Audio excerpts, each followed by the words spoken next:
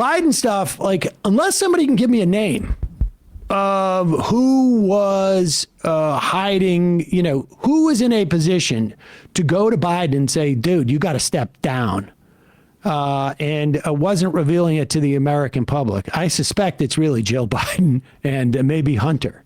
And if there are others, I want to know who they are. They should be named. The consultants around there should be named. But other than that, like, this whole thing about Biden, he was not the candidate. The Democrats lost. There was accountability. And unless we're going to get specific names, I don't really care at this point.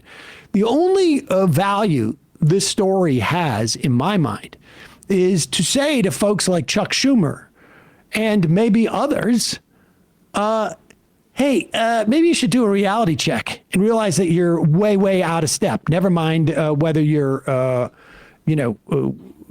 can draw a clock. Yeah, exactly. And this interview, is my understanding, happened before it was announced that Biden had this aggressive form of cancer. So Clyburn... Right before, yeah. Right before, he may have known, I mean, given his closeness with Biden, but just noting that. I would suspect he did. And I also, I'm amazed that prostate cancer could have progressed so quickly when they only found out a week ago. I mean, I feel like this guy probably has regular checkups. He said that he does, and he definitely did as president because you have to. I mean, I don't know. They didn't release his physical information because they said he was seeing his doctor every day. So I don't know. There's a difference between seeing your doctor every day and having your doctor see you every day. Waving across. I see you every day. Hey, Sam. Go ahead. On the debate stage. Do you? This is, we should say, this is Matt Speed. Matt Speed. This is Jake Tapper interviewing Congressman Clyburn. Do you think that Joe Biden really would have been able to perform as president all the way through January 2029 when he would be 86? Yes, I thought that back then. I still think that, but I don't know that. When people ask me, did I know this or did I know the other? And the fact of the matter is, no, I didn't. And you make my point here. So it's not all about age. I've seen people develop Alzheimer's when they're in their 30s and 40s. So it's not about age. It's about the ability to do the job. And I never saw anything that allowed me to think that Joe Biden was not able to do the job. Just that simple. The debate didn't make you concerned about whether or not he could do the job? Absolutely it did. I never saw any of that. I didn't see the tapes from her interview, and I watched that debate, and you and I talked about it, and yes, I was concerned. Now the question is this a condition or is this an incident? And I have had incidents when I was looking for my glasses and had them on. So you have these kinds of incidents, and that's the question is.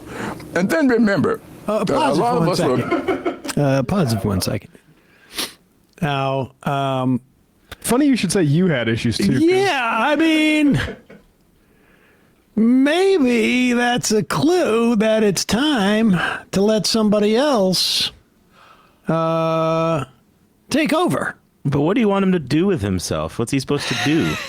Go fishing. I was on MSNBC last night, and David Hogg was the guest before me, and he is being asked, he's still having to pay, apparently, for this comment that he made, which was righteous, going after Jim Clyburn for saying, what am I going to do with the rest of my life when people say in your 80s, maybe it's time to step aside? And Hogg is being accused of basically being a racist, which is crazy. Oh, weird. The Democratic Party cynically using identity politics to defend the status quo. Yeah, and this is an excerpt, or The Atlantic, I guess, had this excerpt from the book that's coming out. Or perhaps it's an article on it. Yeah. Or this is an article about Original Sin, which is Tapper's book, along with Derek Thompson, right? Is he the co-author? No, not with Derek, not with Tapper. Thompson's on Abundance. Oh, okay. Sorry about that. There was a co-author, but I can't remember who it is at the top of my head. members of Biden's staff weren't the only ones comfortable with abandoning Democratic norms. The former president enjoyed the support of the Democratic Party. This is a write-up in The Atlantic, which at its behest blew up the old primary schedule, putting South Carolina in the first slot. The ostensible justification was anti-racism and elevating voters of color in a heavily black state. According to Tapper and Thompson, aides at both the White House and the Democratic National Committee admitted that the main motivation was helping Joe Biden, not uplifting black voters. South Carolina was a strong state for Biden, and the thinking seemed to be that a steady performance there might put primary challengers to bed early.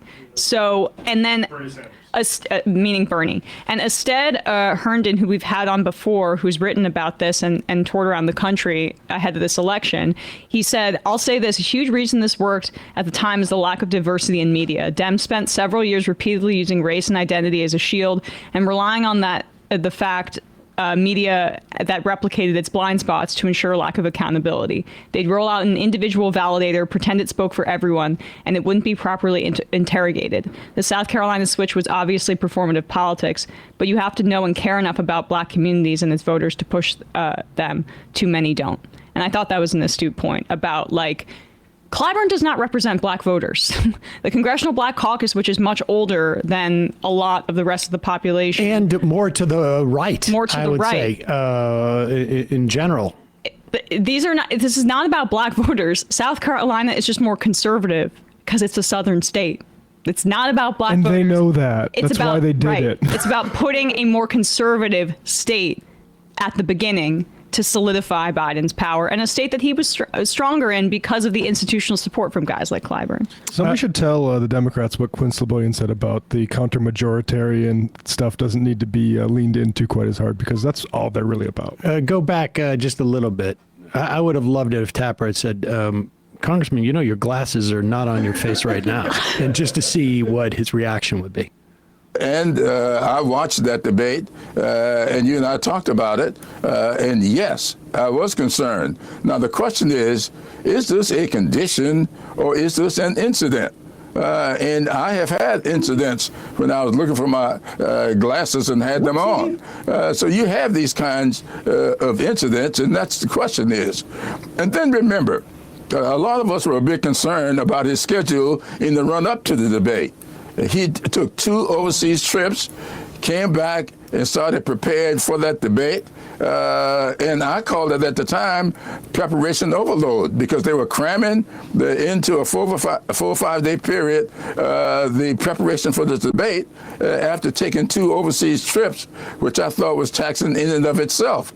And so these kinds of concerns are out there, but none of us thought that there was anything. Having those type of concerns for your president is sort of like a red flag. Like, if I'm worried about whether the president can go overseas and then come back and actually do a debate, I don't know.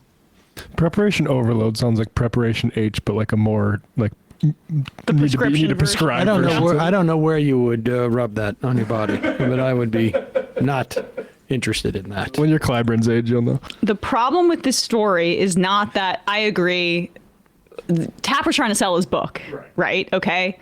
So, but this is going to be in the media, regardless of like how we feel about it. Like that Elizabeth Warren interview. Yeah, and I think it's very fair, and I think that like perhaps in examining some of the things I missed, this is where perhaps there was a bit of a gap there in terms of understanding. But the fact is that Democrats are going to continue to be asked about this, regardless of how we feel about the line of questioning or how productive it is.